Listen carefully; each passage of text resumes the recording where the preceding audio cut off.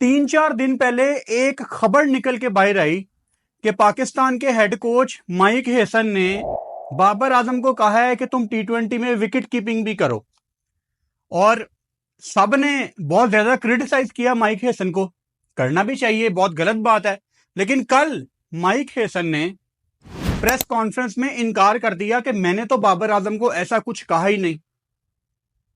3-4 दिन से मैं सिर्फ चुप होके ये खबर पक्की कर रहा था, क्योंकि मुझे पता था कि ये खबर वेरीफाई करने के लिए ना मुझे पाकिस्तान टीम के ड्रेसिंग रूम के अंदर घुसना पड़ेगा, और एक नहीं, शायद एक से ज्यादा सोर्सेस से यह खबर पक्की करनी पड़ेगी। कल माइक हेसन ने इनकार किया, and guess what, Mike Hesson ने यह बात बाबर आजम को कही थी। माइक हेसन के जो एग्जैक्ट अल्फाज थे बाबर आजम के लिए, can you keep wickets, can you keep wickets का कोई और दूसरा मतलब नहीं है। अब यह खबर 3-4 दिन पहले, हफ्ता पहले पाकिस्तान मीडिया में बाहर आ गई थी। ये इतनी अंदर की खबरें कैसे बाहर आती हैं? 3 तरीके होते हैं इसके। नंबर 1, कोच खुद यह खबर लीक कर दे। दूसरा, प्लेयर या तो खुद या अपने क्लोज सर्कल के लोगों के थ्रू अपने फेवरेट सहाफियों को वो खबर लीक करवा दे। तीसरा तरीका इसका क्या है कि जिस न्यूज ऑर्गेनाइजेशन ने या जिस सहाफी ने यह खबर दी है उसके पास कुछ नहीं था, तो उसने अपनी तरफ से खबर बना के दे दी। इस केस में पहली 2 चीजों में से एक हो सकता है, या तो माइक हेसन बाहर बताएगा या बाबर की तरफ से यह खबर बाहर आई है। अब माइक हेसन तो बताएगा नहीं, तो क्या मैं ये कहना चाह रहा हूं कि यह खबर बाबर आजम की तरफ से बाहर आई है मार्केट में?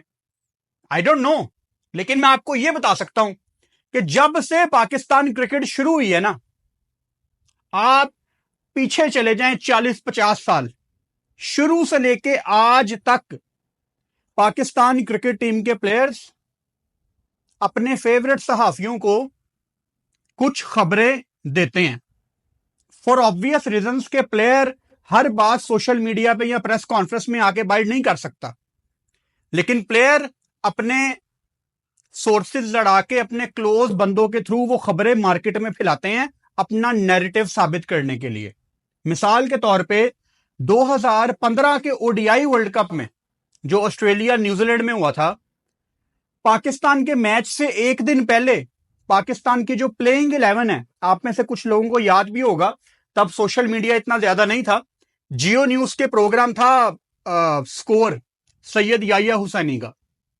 स्कोर के प्रोग्राम में पाकिस्तान के मैच से एक दिन पहले पाकिस्तान की प्लेइंग 11 आई होती थी, और ड्रेसिंग रूम के अंदर क्या बातें हैं वो सारा कुछ सैयद याह्या हुसैनी जियो न्यूज पे बताते थे। और वो खबरें उनको कौन देता था? काफी सीनियर प्लेयर, बड़े प्लेयर, पाकिस्तान के लिए इतने रिकॉर्ड, एक आपके बहुत बड़े लेजेंड याह्या हुसैनी को वो खबरें देते थे। तो कहने का मतलब है कि ये चीजें प्लेयर की तरफ से बाहर आती हैं। तो मेरा एनालिसिस है कि ये खबर बाबर आजम की तरफ से बाहर मीडिया में भेजी गई है कि यार देखो, ये माइक हेसन मेरे साथ ज्यादती कर रहा है मुझे विकेट कीपिंग का कह के, और यहां पूरा पाकिस्तान बाबर आजम के साथ है। माइक हेसन ने सिर्फ एक नहीं 2-3 गलत बातें कल की हैं, उस पर अभी मैं आ रहा हूं, लेकिन पहले ये वाला केस तो क्लियर कर लें।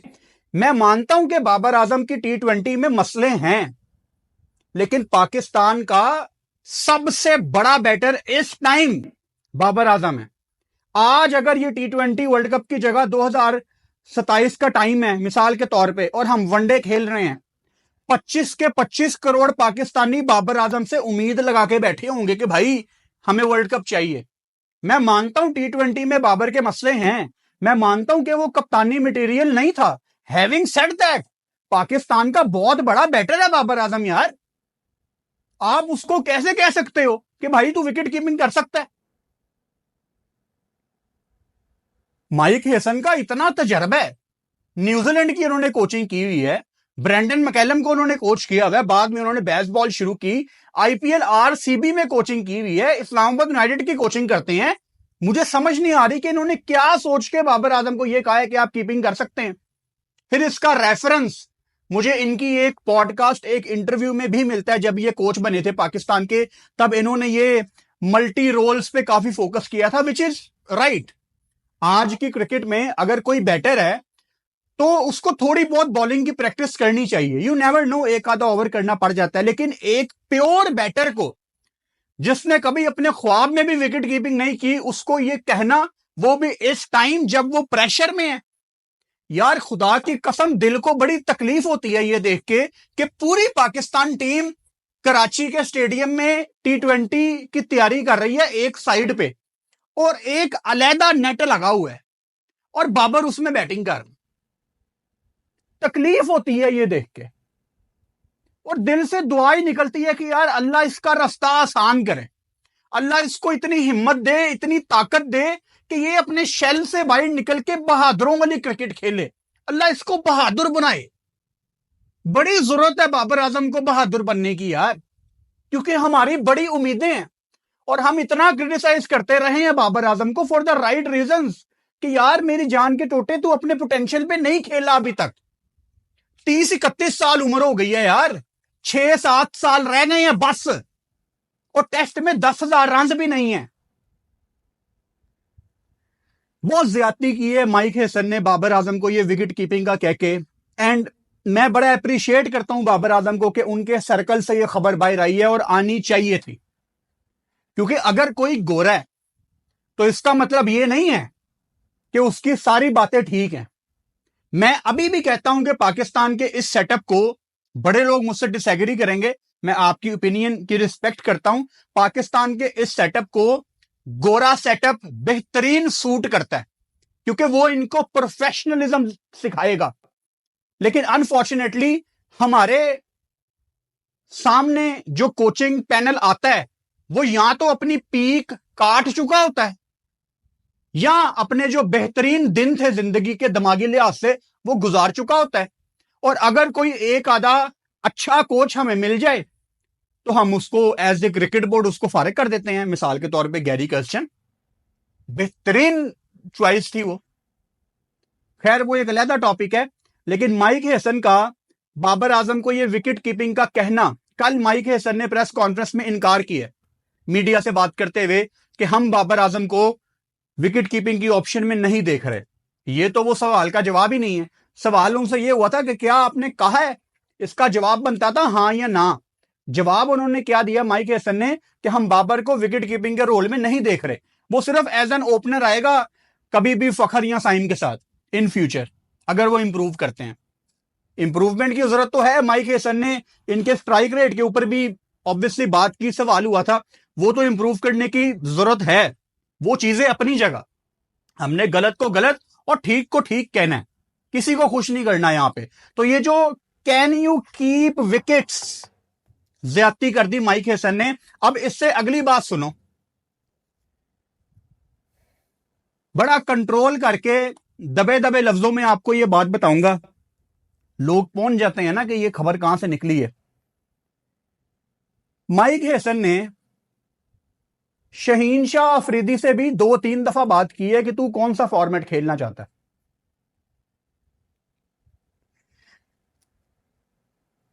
मैं मानता हूं शहीन शाह अफरीदी का एक बहुत बड़ा मसला यह है कि उनको आखिर वाले ओवर्स में मार पड़ जाती है पुराने बॉल के साथ। नए बॉल से जो करना है कर लो, पुराने बॉल में कंसिस्टेंसी के साथ शहीन की वो क्रिकेट नहीं रही। और मैं टेक्निक पे ज्यादा बात नहीं करता, ना मुझे कोई राइट है, वो हमारे रिस्पेक्टिव क्रिकेटर्स का काम है। लेकिन एज ए व्यूअर मुझे उनका रनअप थोड़ा सा चेंज लगता है। जब उनका एक्शन फिनिश होता है, उनकी बॉल जैसे नेचुरली अंदर आती थी वो नहीं आती, और थोड़ी सी पेस की कमी तो आप सबने नोट की है। थोड़े मसले मसाइल हैं शहीन के साथ। लेकिन शहीन से यह पूछना कि भाई तू कौन सा फॉर्मेट खेलना चाहता है, तो क्या माइक हैसन ये डिसाइड कर रहा है कि शहीन को मैंने व्हाइट बॉल ही खिलानी है। अब शहीन का जवाब सुनो। शहीन ने माइक हैसन को सीधे सीधे लफ्जों में यह क्लियर किया है कि मैं पाकिस्तान से तीनों फॉर्मेट खेलना चाहता हूं। कभी शहीन रिटायर हो गया ना, आज से कुछ साल के बाद, उस टाइम पूछना शहीन तुमने ये बात कही थी माइक हेसन को, शहीन आपको कंफर्म करेगा। शहीन के एग्जैक्ट वर्ड्स है माइक हेसन को कि अभी मेरी एज ही क्या है, मैं पाकिस्तान से तीनों फॉर्मेट खेलना चाहता हूं। तो मुझे थोड़ी हैरानगी हुई कि एक कोच बजाय इसको कि वो रेडी करे शहीन को तीनों फॉर्मेट के लिए, मैं बस ये थोड़ा सा ना अभी टाइम लगेगा हमें माइक हेसन के दिमाग में घुसने के लिए, थोड़ा सा समझने के लिए हमें टाइम भी लगेगा कि ये किस तरह प्लेयर के साथ चलना चाह रहे हैं। अभी थोड़ा टाइम लगेगा हमें समझने में। मतलब मैं सिर्फ ये चाह रहा हूं कि माइक हेसन की ना कहीं पे वो टसल ना शुरू हो जाए पाकिस्तान के प्लेयर्स के साथ। अब कल जब माइक हेसन से ये सवाल हुआ बाबर आजम वाला, उसके तो पैरों के नीचे से जमीन निकल गई होगी कि यार ये बात कैसे बाहर आ गई, मैंने तो की नहीं, जिससे मैं कर रहा था शायद उसने ही बाहर निकाली हो। तो कभी कभी लोग ये दिल में बात रखते हैं कि यार ये तो खबरें बाहर निकाल देता है, और ये खैर शुरू से क्रिकेट का कल्चर है, इसमें कोई चीज गलत नहीं है। अगर एक प्लेयर अपना नैरेटिव बाहर मीडिया में लीक करता है, इसमें कोई कुछ भी गलत नहीं है। प्लेयर बेचारा क्या करे यार, सेंट्रल कॉन्ट्रैक्ट है, ट्विटर पे तो वो लिख नहीं सकता, हर बात पे प्रेस कॉन्फ्रेंस तो वो कर नहीं सकता, तो उसने मीडिया में ही बात देनी है ना कि देखो यार मेरे साथ ज्यादती हो रही है। उसने घुट घुट के थोड़ी मरना, बताएगा ना वो। तो अच्छी बात है बाबर ने ये बात बाहर निकाली है।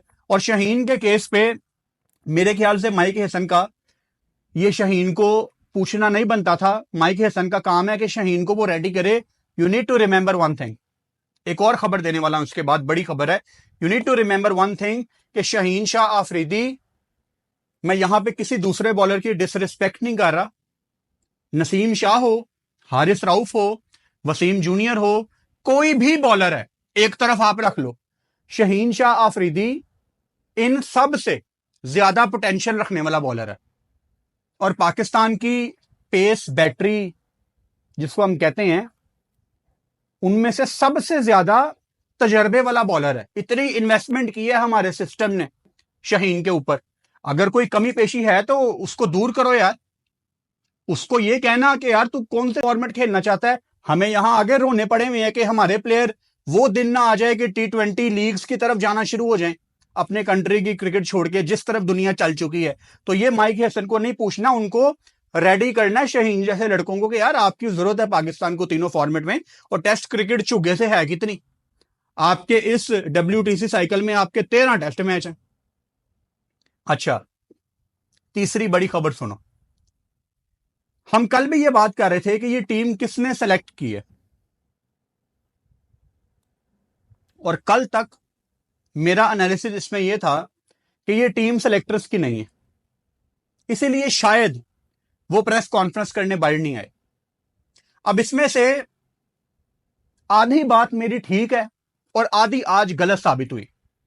आज मुझे एक बड़े रिलायबल सोर्स ने यह बात कंफर्म की है कि जो फाइनल प्लेइंग 11 है, फाइनल प्लेइंग 11 कि कौन से लड़के बांग्लादेश जा रहे हैं, यह डिसीजन माइक हेसन का था। और कल उन्होंने अपनी मीडिया टॉक में इस बात का हिंट भी दिया कि 20 लड़के हमने निकाले थे, फिर कोचिंग पैनल ने 15 नाम निकाले और फिर वो आगे भेजे। माइक हेसन के कहने पे हुसैन तलत वापस आया है। वापस क्या, वो पहली पाकिस्तान टीम में आ चुका था, लेकिन माइक हेसन के कहने पे हुसैन तलत को, हुसैन तलत का मैं क्यों बता रहा हूं, क्योंकि बहुत ज्यादा जोर दिया है माइक हेसन ने कि मुझे हुसैन तलत टीम में चाहिए। I don't know for what reasons, but I wish Hussain all the best. अभी तक वो अपना पोटेंशियल साबित नहीं कर पाए Hussain Talat, but Mike Hesson के कहने पे हुसैन तलत वापस आए हैं। इसमें से 2 प्लेयर, आकिब जावेद की बड़ी लंबी लंबी कन्वर्सेशंस होती हैं ऑब्वियसली माइक हेसन के साथ। 2 प्लेयर आकिब जावेद ने रिकमेंड किए थे कि आप इनको लाजमी लेके जाएं, और मेरा ख्याल है आपको पहले ही उनके नाम पता है, सलमान मिर्जा और अहमद दानियाल। एक खबर आपको मैंने हफ्ता पहले दी थी कि मैंने डायरेक्ट हसन अली से बात की थी, कोई तीसरा बंदा ही नहीं था बीच में। डायरेक्ट मैंने हसन से पूछा कि यार पाकिस्तान का स्क्वाड अनाउंस हुआ है, आप टीम में नहीं है, पाकिस्तान मीडिया बात कर रहा है कि आप ड्रॉप हैं, क्या आप ड्रॉप हैं? हसन ने कहा नहीं, मैं ड्रॉप नहीं हूं, मुझे कोच ने और कप्तान ने बताया है कि तुम वेस्ट इंडीज जाओगे, तुम बांग्लादेश रेस्ट करो आराम से। वो बात सही साबित हो गई। कल माइक हेसन ने प्रेस कॉन्फ्रेंस में बता दिया कि सलमान मिर्जा आपको बांग्लादेश में खेलते नजर आएंगे, लेकिन वेस्ट इंडीज में हसन अली वापस आ जाएगा और सलमान मिर्जा नहीं होगा वहां पे। उन्होंने क्लियर बोला प्रेस कॉन्फ्रेंस में कल मीडिया टॉक में, तो वो भी बात ठीक साबित हो गई। ये भी हो गया, ये भी हो गई बात, हसन अली वाली बात भी हो गई, शाहीन वाली बात भी हो गई, ये वेस्ट इंडीज की बात भी हो गई, सलमान मिर्जा वाली बात भी हो गई, स्ट्राइक रेट वाली बात भी हो गई। ये थी जी सारी आज की बातें। कभी कभी थोड़ा टाइम लग जाता है एक टॉपिक पे बात करने का, क्योंकि देखो मैं हमेशा आपको बताता हूं कि जब कोई खबर बाहर आती है ना, मैं कभी भी वो इंसान ही, मैं हूं ही नहीं वो आदमी कि जो आपको फौरन एक खबर दे दे के यार ये खबर आ रही है। क्योंकि एज ए जर्नलिस्ट जब आपके पास कोई खबर आती है, आपका काम वो खबर देना नहीं है, आपका काम खुद बाहर जाके उसको वेरीफाई करने का है। चाहे उस वेरिफिकेशन में कोई दूसरा बंदा वो रेस जीत जाए, आपका मुकाबला किसी के साथ नहीं होना चाहिए।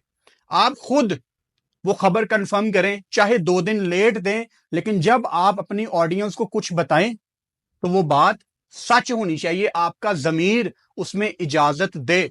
और अगर आपके इतने सोर्सेज नहीं है, करियर के शुरू में नहीं होते ऑब्वियसली सबके, अगर आपके इतने सोर्सेज नहीं है तो आप हमेशा ये लफ्ज यूज करें कि पाकिस्तान मीडिया ये रिपोर्ट कर रहा है, अब पता नहीं है ठीक है कि नहीं।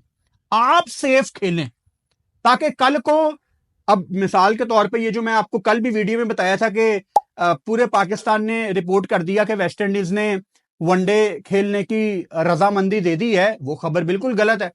कल वेस्ट इंडीज अगर T20 अनाउंस कर देता है तो क्या सारे मीडिया चैनल यूट्यूबर अपनी वीडियो में आपसे माफी मांगेंगे कि हमने गलत खबर दी थी? जरा सोचा करें इस बारे में। चैनल को सब्सक्राइब कर लो और बेल आइकन लाजमी दबाओ ताकि आने वाली वीडियोस का नोटिफिकेशन आपको मिल सके। Good night.